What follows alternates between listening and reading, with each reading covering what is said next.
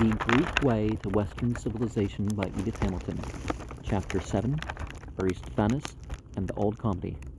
True comedy, says Voltaire, is the speaking picture of the follies and foibles of a nation. He had Aristophanes in mind, and no better description can be given of the old comedy of Athens. To read Aristophanes is in some sort like reading an Athenian comic paper. All the life of Athens is there, the politics of the day and the politicians, the war party and the anti-war party, pacifism, votes for women, free trade, fiscal reform, complaining taxpayers, educational theories, the current religious and literary talk, everything in short that interested the average citizen. All was food for his mockery. He was the speaking picture of the follies and foibles of his day. The mirror he holds up to the age is a different one from that held up by Socrates. To turn to the old comedy from Plato is a singular experience. What has become of that company of courteous gentlemen with their pleasant ways and sensitive feelings and fastidious tastes? Not a trace of them is to be found in these boisterous plays, each coarser and more riotous than the last. To place them in the audience is much more difficult than to imagine Spencer or Sir Philip Sidney listening to Pistol and dull Tearsheet, just to the degree that Elizabeth's court was on a lower level of civilization than the circle around Pericles, and Aristophanes capable of more kinds of vulgarity and indecency than Shakespeare ever dreamed of. Nonetheless, there is a close relationship between the comedy of Athens and the comedy of 16th century England. The zeitgeist of those periods of splendor and magnificent figure was in many points the most important points alike. The resemblance between Aristophanes and certain of the comedy parts of Shakespeare jumps to the eye. The spirit of their times is in them. There is the same tremendous energy and verve and vitality, the same swinging, swashbuckling spirit, the same exuberant, effervescing flow of language, the same rollicking, uproarious fun. Falstaff is a character out of Aristophanes, raised to the nth power. Poins, Ancient Pistol, Mistress Quickly might have come straight out of any of his plays. The resemblance is not on the surface only. The two men were alike in the essential genius of their comedy. In those supreme ages of the drama, Elizabethan England and the Athens of Pericles, the step from the sublime to the ridiculous was easily taken.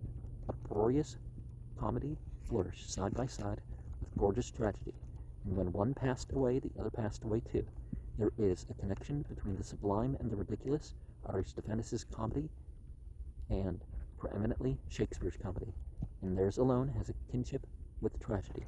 The drama's laws, the drama's patrons give, the audiences to whose capacity for heightened emotion Lear and the Oedipus Rex were addressed, were the same that delighted in Falstaff and in Aristophanes' maddest nonsense. And when an age succeeded, in no wise less keen intellectually but of thinner emotions, Greek comedy as well as Greek tragedy departed. The Greek drama had reached its summit and was nearing its decline when Aristophanes began to write. Of the old comedy, as it is called, we have little. None of the plays of Aristophanes is often successful rivals, and only 11 of the many he himself wrote. The genre is clearly to be seen in those 11. There were but 3 actors. The chorus divided the action by song and dance. There was no curtain, and often took part in the dialogue.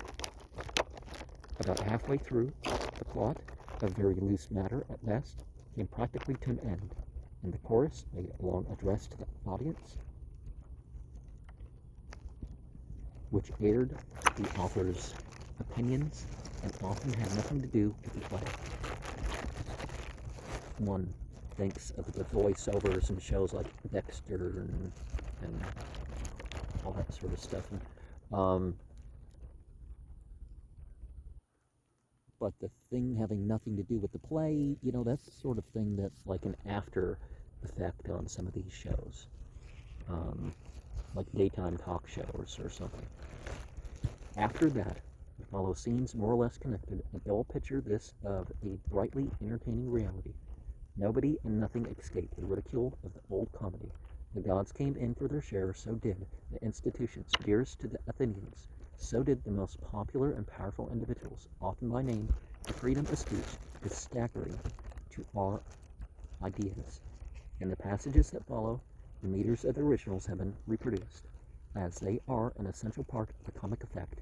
When the Acarnanians opens a man is explaining how the war started.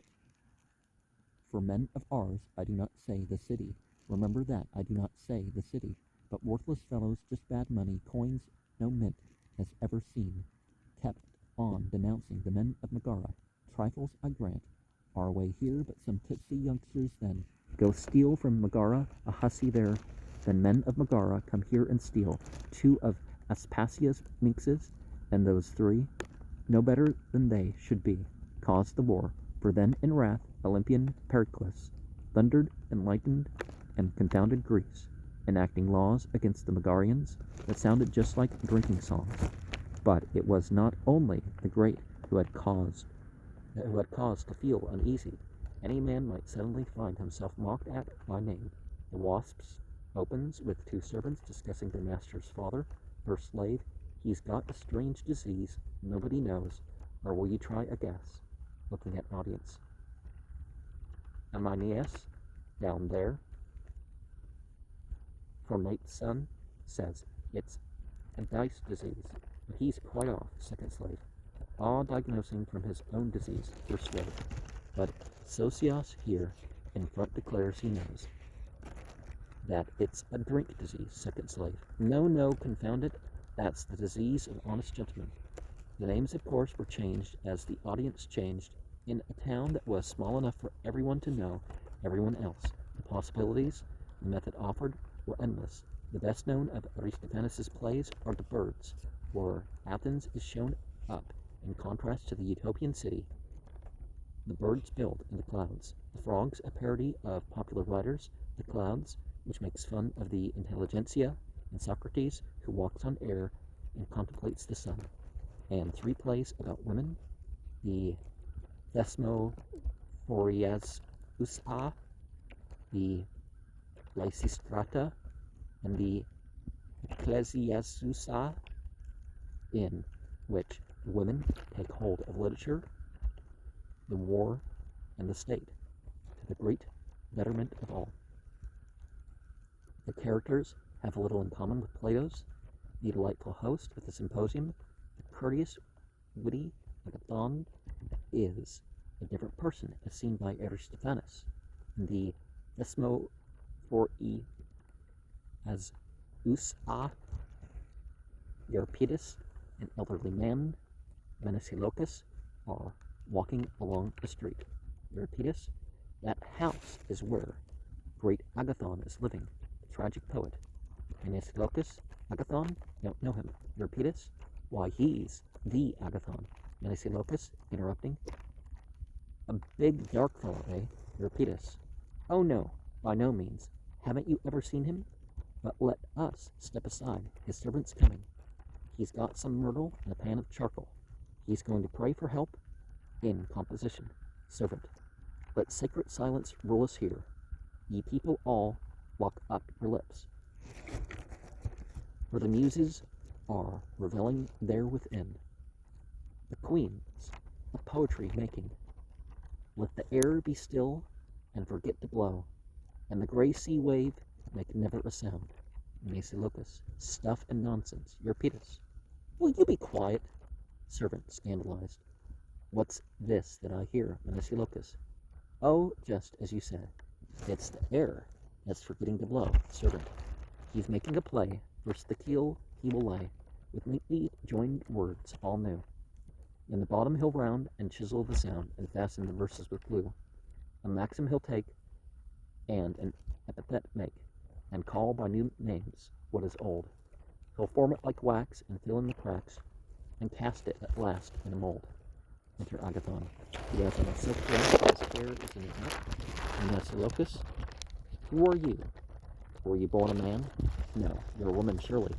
Agathon, No, sir, I choose my dress to suit my writing. A poet molds himself upon his poems, and when he writes of women, he assumes a woman's dress and takes on women's habits. But when he sings of men, a manly daring is their wear. What we are, not by nature, we take unto ourselves through imitation. Socrates fares no better. Aristophanes had noted well the homely imagery Socrates loved to illustrate. I discourse with. In the clouds, the father goes to the thinking school to enter his son, and there, as he is being shown around, he sees a curious spectacle. Father, well now, who's that? That man up in the basket. Student, himself. Father, who is himself? Student, why Socrates. Father, dear me, that Socrates. Oh, call him for me. Student, really, I haven't time. Call him yourself. Father, well, Socrates, oh dear sweet Socrates. Socrates, mortal, why call you on me? Father, tell me please, what are you doing up there in a basket? Socrates, I walk on air and contemplate the sun.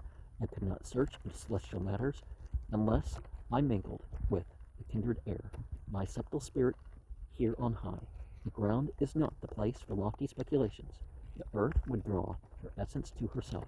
The same, too, is the case with watercress. Father, well, well, thought draws the essence into watercress. The two passages illustrate a further point. They presuppose an educated audience perfectly at home in the best thought and literature of the day. It is the presumption of all the plays. The intellectual side of the society Plato knew is constantly suggested. Much of the fun of the frogs turns on parodies of Aeschylus and Euripides, which imply an exhaustive acquaintance with them on the part of the spectators. And as Aeschylus is said to have written 90 plays and Euripides 75, it means something substantial in the way of culture to be well read in them.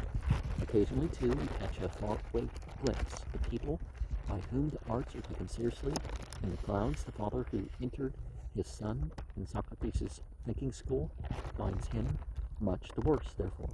He pours out his complaints. I told him to go and fetch his harp and help the supper along by singing us good Simonides' Graham or another fine old song, but he replied that to sing at meals was coarse and quite out of style, and Simonides now was obsolete, had been for a good long while. I really could hardly restrain myself at his finicking, poppycock ways. But I did, and I asked him to give us then a selection from Aeschylus' plays. But he answered, Aeschylus is to me an unmitigated bore, a turgid, swollen-up, windbag thing that does nothing but rant and roar. It's important to step away from mere entertainment, right? But when he talked like that, my bosom began to heave extremely fast. But I kept myself in and politely said, then give us one of the last. The very newest you young men like. And he started a shameful thing. Euripides wrote, the sort of stuff no gentleman ever would sing. Then, I could bear no more, I confess, I stormed and struck him too. And he turned on me, his own father he did, and beat me black and blue. Son, and rightly too, when you dared to blame that wisest of poets he, who is high over all, Euripides. Father, the boy is just a fool, I see. If these are only shadowy glimpses, and few and far between at that, Aristophanes' Athens is, for the most part, inhabited by a most disreputable lot of people, as unplatonic as possible. The Plutus begins with a scene where a blind man is groping his way along a street, followed by an elderly, respectable appearing man and his slave.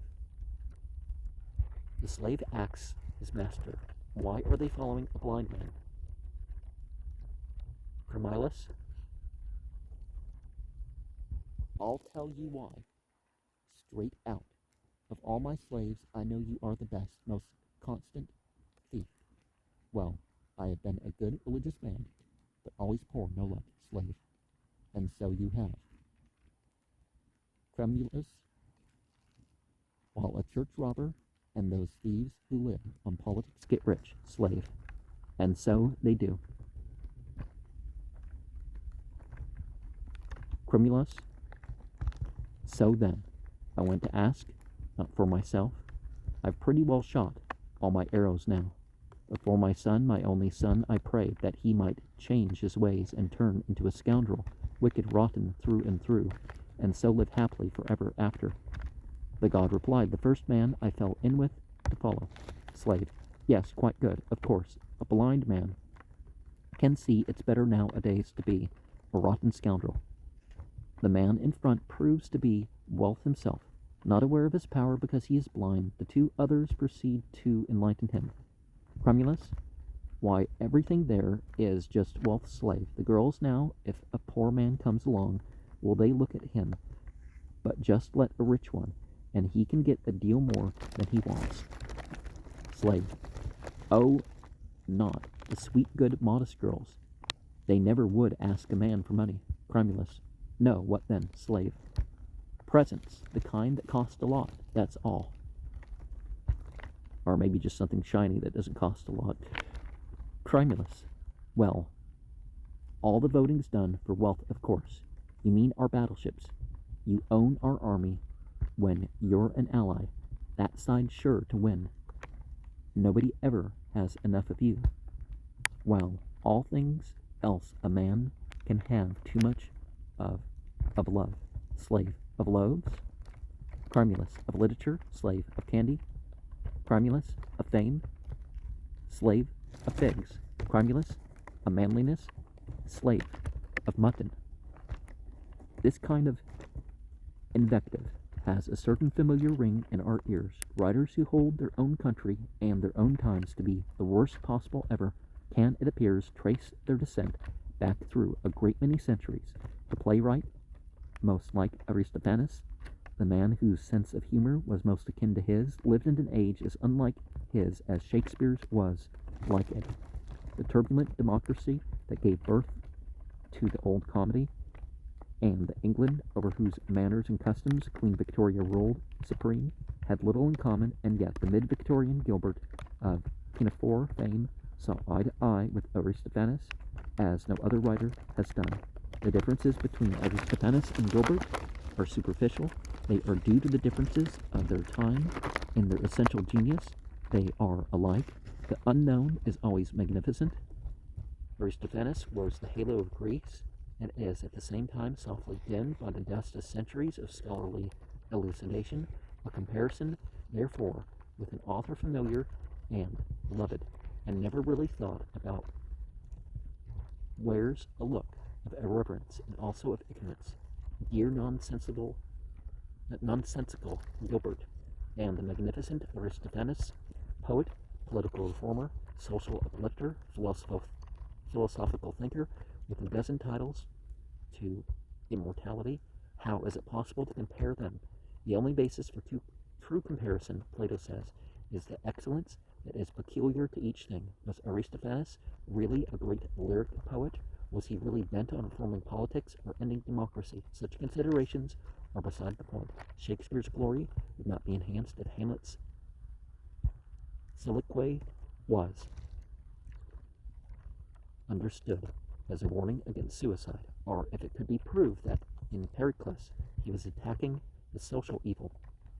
The peculiar excellence of comedy is its excellent void, and Aristophanes' claim to immortality is based upon one title only. He was a master maker of comedy. He could fool excellently. Here Gilbert stands side by side with him. He too could write the most admirable nonsense. There has never been fooling better than his, and a comparison with him carries nothing derogatory to the great Athenian. Striking resemblances, both general and particular, emerge from such a comparison. The two men fooled in the same way. They looked at life with the same eyes. In Gilbert's pages, Victorian England lives in miniature, just as Athens lives in Aristophanes' pages. Those sweet, pretty girls, those smart young dragoons, those matchmaking mamas, those genial exponents of the value of a title, a safe income, a political pull, that curious union of sentimental thinking and stoutly practical acting, that intimate savior of England in the 1880s, who has even given it so perfectly as he. He was one of the cleverest of characterists, but the freedom Aristophanes enjoyed was not his, and his deft, clear-cut pictures of dishonesty and sham and ignorance in high places are very discreet and always nameless. Essentially, however, he strikes with the same weapon as his Greek predecessor. He too ridicules the things dearest to his countrymen, the aristocracy in the Olympic, army training in the pirates, the navy in Pinafore, English society in Utopia Limited, and so on. Through all his 13 librettos, it is never cruel, this ridicule as Aristophanes' sometimes is, but this difference is the inevitable result of the enormous difference between the two men's environment. The Athenian was watching cold and hunger and bitter defeat draw ever nearer to Athens. The Englishman wrote in the safest and most comfortable world mankind has ever known. Well, your point shouldn't be to offend or to make people feel oppressed, but you have to do what you do, but underneath that difference was their fundamental point of view was the same. They were topical writers, both of them given to the matters of the moment, and yet Aristophanes has been laughed with for 2,000 years, and Gilbert has survived a half-century of such shattering change.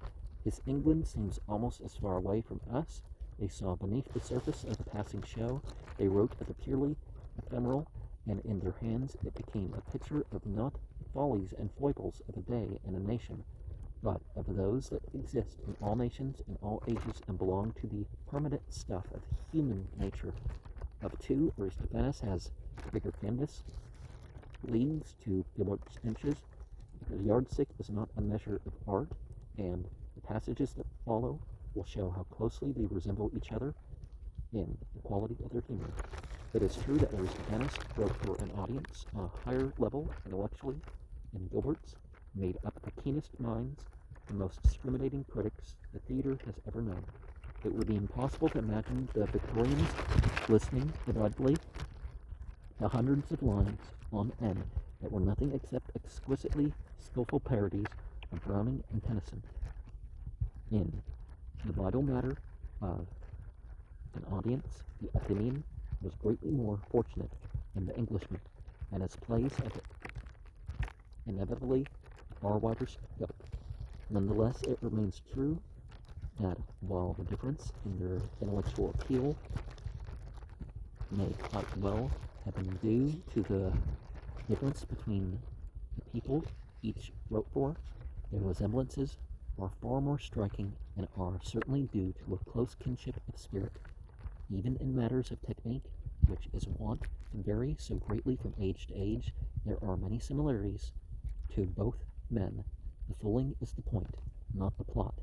In that subtle, individual thing, the use of meter, they are strikingly alike. The meter of a comic song is as important as its matter. No one understood that more clearly than Gilbert. All children who were up in dates and flour, you with M flat. All persons who, in shake hands with you like that. Aristophanes understood it too, as none better. Come listen now to the good old days, when the children strange to tell, or seen not heard, led a simple life, in short, were brought up well. This jolly line is a favorite with him, but he uses an endless variety. Examples will be found in the passages translated, in all of which, as I have already said, except the one indicated, I have reproduced the original meters. The effect of them is essentially that of Gilbert's, a device of pure nonsense in Gilbert, which seems peculiarly his own, and which he uses, for example, in the second act of Patience, is the appeal to something utterly irrelevant that proves irresistible. Grosvenor, wildly. But you would not do it. I am sure you would not, throwing himself at Bunthorne's knees, and clinging to him. Oh, reflect, reflect. You had a mother once. Bunthorne, never. Grosvenor, then. You had an aunt. Bunthorne, deeply affected. Ah, I see you had. By the memory of that aunt, I implore you. Precisely the same nonsensical device used by Aristophanes in the Acarnanians, magic appeal before which all opposition melts, is, not to an ant, but to a scuttle of coal, as it might have been a few years back in England. Fuel was scarce in Athens just then. War was raging. The scene is a street in Athens. A man, Dicapolis by name, has said something in favor of Sparta, Athens' enemy. The crowd is furious. Dicapolis? Yes, I know. The men of Sparta, whom we're cursing all day long, aren't the only ones to blame for everything that's going wrong. Crowd. Spartans not to blame, you traitor? Do you dare tell such a lie? At him, all good people, stone him, burn him, he shall die. Well, there may be individuals, and there may be mutual blame. So we'll see what's Decapolis? Won't you hear me, my dear fellows? Crowd. Never, never, not a word. Decapolis? Then I'll turn on you, you villains. Would you kill a man unheard? I've a hostage for my safety, one that's very dear to you. I will slaughter him before you. Goes into house at back of stage. Crowd. What is he going to do? How he threatens. You don't think he's got a child of ours in there? Decapolis from behind stage. I've got something. Now you scoundrels, tremble, for I will not spare. Look well at my hostage. This will test your mettle. Every soul. He comes out lugging something behind him.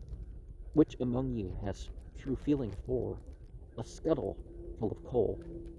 Crowd. Heaven save us. Oh, don't touch it. We'll give in. Say what you please. In the Lysistrata occurs the following. First speaker. For through man's heart there runs in flood a natural and noble taste for blood. Second speaker. To form a ring and fight. Third speaker. To cut off heads at sight. All. It is our right. Matter and manner are perfectly Gilbert's. Anyone not knowing the author would inevitably assign it to him. To the Princess Ida, perhaps, along with. We are warriors three, sons of Gamma Rex. Like most sons are we masculine in sex, bold and fierce and strong, ha-ha. For a war we burn. With its right or wrong, ha-ha, we have no concern. Aristophanes was amused by grand talk that covered empty content. In the first scene of the Desmoporiasa, two elderly men enter, one with the lofty air that befits a poet and philosopher, the other an ordinary, cheerful old fellow. He speaks first. Messilocus, might I, before I've lost my wind entirely, be told where you were taking me, Eupetus? Eupetus, solemnly.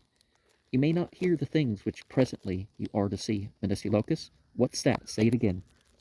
I'm not to hear, Eupetus said. What? You shall surely see.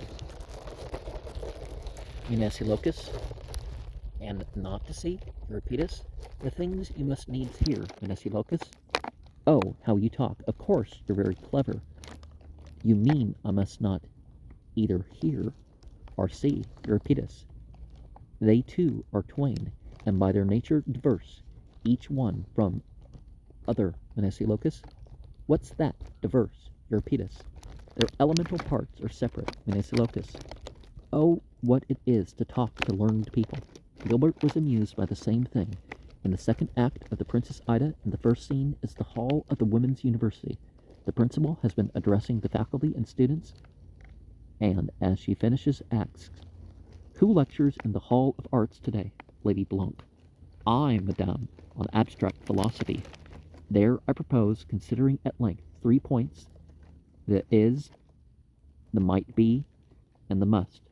Whether the is, from being actual fact, is more important than the vague might be, or the might be, from taking wider scope, is for that reason greater than the is, and lastly, how the is and might be stand compared with the inevitable must. Princess, the subject's deep. Every kind of sham is dear to Aristophanes, but especially the literary sham. He is forever making fun of him, and the birds, Taurus, an Athenian, is helping the birds found their new city in the clouds, which is called Cloud Cuckoo Town. To it flock the quacks and the cranes. A priest has just been chased off the stage when enter a poet singing. Except the first 4 lines, this quotation is not in the original meter, which follows from line to line as English meter does not. O cloud, cuckoo town, muse do thou crown, with song her fair name, hymning her fame. Pice, the Taurus, what sort of thing is this, I say? Who in the world are you now? Pray. Poet, a warbler of a song very sweet and very strong, slave of the muse am I, eager and nimble and spry, as Homer says.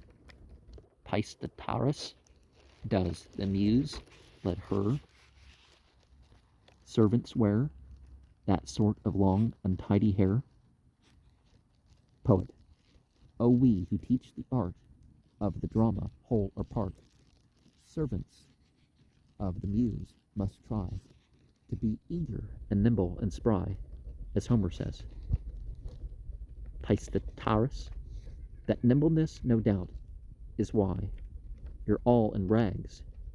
You are too spry, poet. Oh, I've been making lovely, lovely lays, old and new-fashioned too, in sweetest praise, of your cloud cuckoo town, and won't you see, if you have something, you can give to me. Gilbert enjoyed the sham artist quite as much. In patience, the officers of the dragoons are on the stage. Colonel, yes, and here are the ladies. Duke, but who is the gentleman with long hair? Von Thorn enters, followed by the ladies, 2 by 2. Von Thorn aside. Though my book I seem to scan in a rapt, ecstatic way, like a literary man who despises female clay, I hear plainly all they say. 20 lovesick maidens they. Exit ladies. Now some people do think that you can't, mix the interests too much or something. It's like, so if you're good at something other than relationships or something, then you're, you somehow scorn them. Unborn alone. Am I alone and unobserved? I am. Then, let me own I'm an aesthetic sham. This air severe is but a mere veneer. This costume chaste is but good taste, misplaced. Both writers make the same kind of jokes about military matters and the like. In the Knights, the 2 generals introduced were among the most famous of their time. Demosthenes, how goes it, poor old chap? Nicias, badly like you. Demosthenes, let's sing a doleful ditty and then weep. Both sing, break down, and sob. Demosthenes, no use in whimpering. We do better far to dry our tears and find some good way out. Nicias, what way? You tell me. Demosthenes, no. Do you tell me? If you won't speak, I'll fight you. Nicias, no, not I. You say it first, and then I'll say it after. Demosthenes, oh, speak for me and say what's in my heart. Nicias, my courage fails if only I could say it, neatly and sweetly like Euripides. Well then, say cert, like that, and say it smartly. Demosthenes, all right, here goes. Cert? Nicias, good. Have courage now, forsake it. Cert, and then de, repeating fast. 2 words very fast. Demosthenes? Ah, yes, I get you. Cert de, cert to cert. Dessert. Nicias, you have it. Well, doesn't it sound nice, Demosthenes? It's heavenly, but, Nicias, what's that? Demosthenes. They flog deserters. Gilbert's jokes, of course, were in a lighter vein. War seemed remote to the mid-Victorian. The passage most like the one quoted from Aristophanes is the marching song of the police and the pirates. Mabel, go ye heroes, go to glory. Though ye die in combat gory, ye shall live in song and story. Go to immortality, police. Though to us it is evident. Tarantara, tarantara. These intentions are well meant. Tarantara. To such expressions don't appear. Tarantara, tarantara. Calculated men to cheer. Tarantara.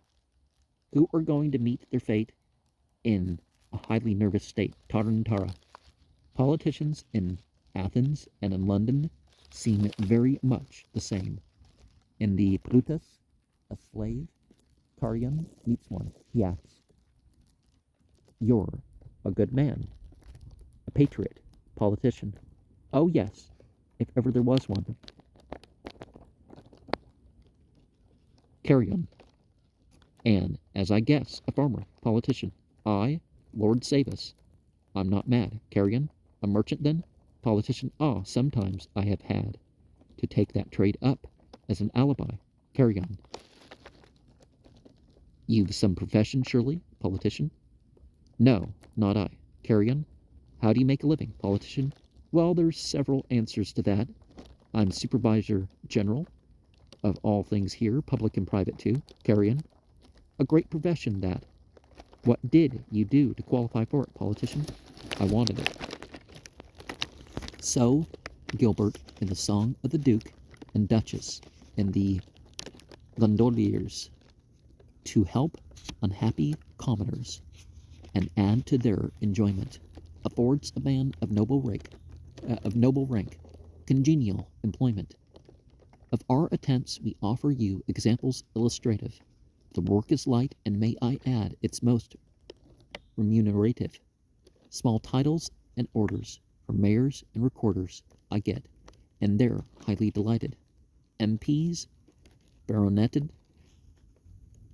sham, colonels gazetted, and second-rate aldermen knighted. In the Knights, an oracle has just foretold that Athens will be ruled some day by a sausage seller. At that moment one enters and is greeted with enthusiasm. Demosthenes, dear sausage seller, rise, our saviour and the states. Sausage seller, what's that you say, Demosthenes? Oh, happy man and rich. Nothing today, tomorrow, everything. O Lord of Athens, blessed through you. Sausage seller, I see, sir, that you must have your joke, but as for me, I've got to wash the guts and sell my sausage. Demosthenes, but you're going to be our greatest man, sausage seller. Oh, I'm not fit for that, Demosthenes. What's that, not fit? Is some good action weighing on your conscience? Don't tell me that you come of honest folk. Sausage seller. Oh dear me, no sir, bad uns out and out. Demosthenes, you lucky man, oh what a start you've got for public life. Sausage seller. But I don't know a thing except my letters, Demosthenes. Ah, the pity is that you know anything. A parallel passage is Sir Joseph's song in Pinafore. I grew so rich that I was sent by a pocket borough into Parliament. I always voted at my party's call, and I never thought of thinking for myself at all. I thought so little, they rewarded me by making me the ruler of the queens may be.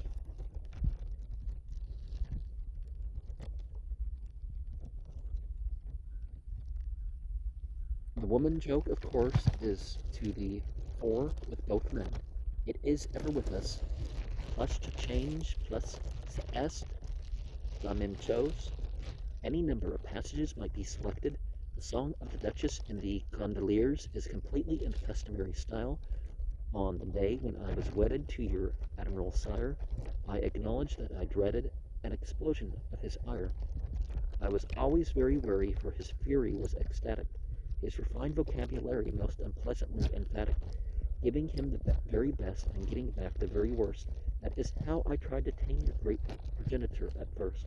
But I found that a reliance on my threatening appearance and a resolute defiance of martial interference was the only thing required for to make his temper supple, and you couldn't have desired a more reciprocated couple. So, with double-shotted guns and colors nailed to the mast, I tamed your insignificant progenitor at last. Aristophanes' ladies are of quite the same kind. They form the chorus of the Thesmophoriazasa, and they begin their address to the audience as follows. We now come forward and appeal to you to hear how the men all flout us, and the foolish abuse and the scandals let loose the silly things tell about us. They say all evil proceeds from us, war, battles, and murder even. We're a tiresome, troublesome, quarrelsome lot, and disturbers of earth and of heaven. Now, we ask you to put your minds on this. If we're really the plague of your lives, then tell us, please, why you're all so keen to get us to be your wives. Cry, why do you like us to be at home, all ready to smile and greet you, and storm and sulk if your poor little wife isn't always there to meet you? If we're such a nuisance and a pest, then why we venture to put the question? Don't you rather rejoice when we're out of the way? A reasonable suggestion. If we stay the night at the house of a friend, I mean the house of a lady, you hunt for us everywhere like mad and hint at something shady. Do you like to look at a plague and a pest? It seems you do, for you stare and ogle and give us killing looks if you see us anywhere. And if we think proper to blush and withdraw as a lady, no doubt, should be doing, you will try to follow us all the more and never give over pursuing. But we can show you up as well the ways of a man. We all can tell. Your heart's in your stomach, everyone, and you'll do any one if you're not first done. We know what the jokes are you love to make, and how you each fancy yourself great. Now, one of the things with that is the differences. If one is to show and one is to withdraw, if one is whatever, of course a lot of things are stereotypes. There's not actually that much difference except, in a couple things, right? But people are responsible for what they support with each other. So if men are a way or women are a certain way, and it's right or wrong, certain, as far as choices are concerned, well, they both kind of share responsibility towards each other, what they're bringing about. Parallels such as these can be given indefinitely. The world moves slowly. Aristophanes in Athens, 5th century BCE. Gilbert in 19th century England, CE, saw the same things and saw the same humor in them. Some things, however, were seen by the Athenian, which the Englishman was constrained not to see, and this fact constitutes the chief point of difference between them. What a gulf divides the old comedy, so riotous and so Rabelaisian, and the decorous operettas that would never raise a blush on the cheek of Anthony Trollope's most ladylike heroine. A gulf indeed, but it is the gulf between the two periods. England's awful arbiter of morals, the formidable queen at her prime, was the audience that counted in Gilbert's day, and it may be stated with certainty Aristophanes himself would have abjured indecency and obscenity in that presence. Equally certain, if he had lived in the age or excellence of geniality, he would have tempered his vigor, checked his swiftness, moderated his exuberance.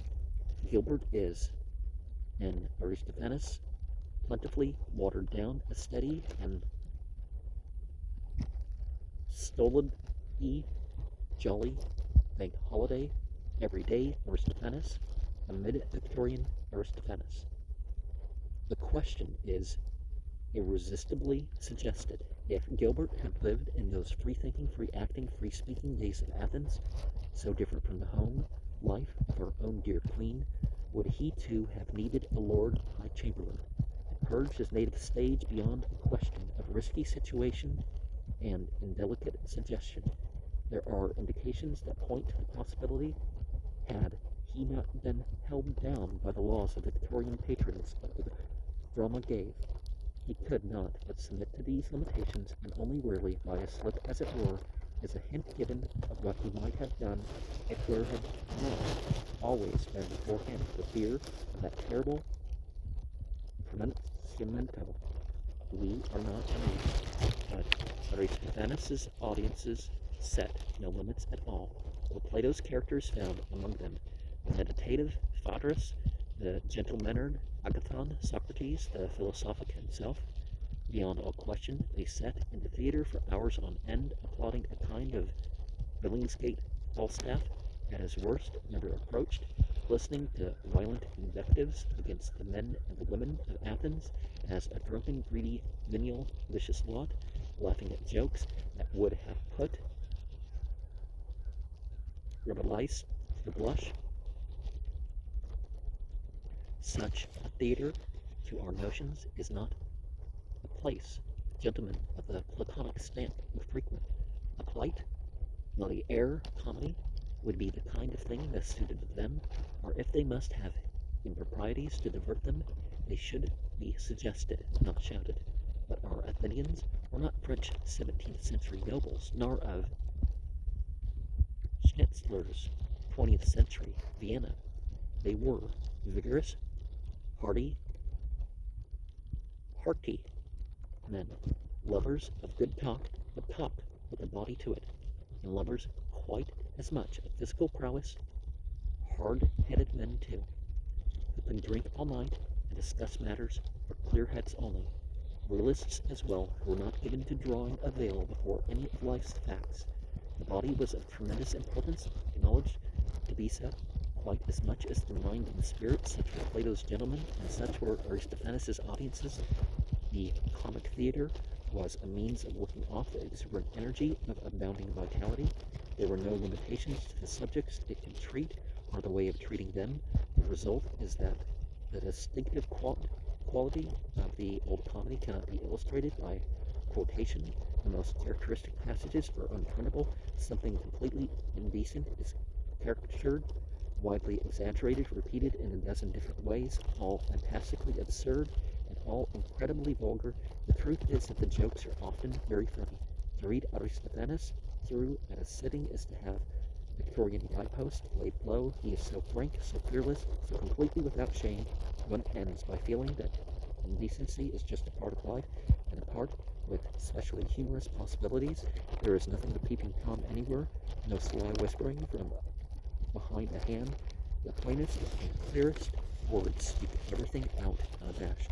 Life looks a coarse and vulgar thing, lived at the level of nature's primitive needs, but it never looks up down and often think degeneracy plays no part. It is the way of a virile world, of robust men who can roar with laughter at any kind of slapstick, decent or indecent, but chiefly the last. Looked upon this picture and on this, it is impossible for us today to make a coherent whole out of Aristophanes' Athens and Plato's. But if ever a day comes when our intelligentsia is made up of our star football players, we shall be on the way to understanding the Athenians as Aristophanes said.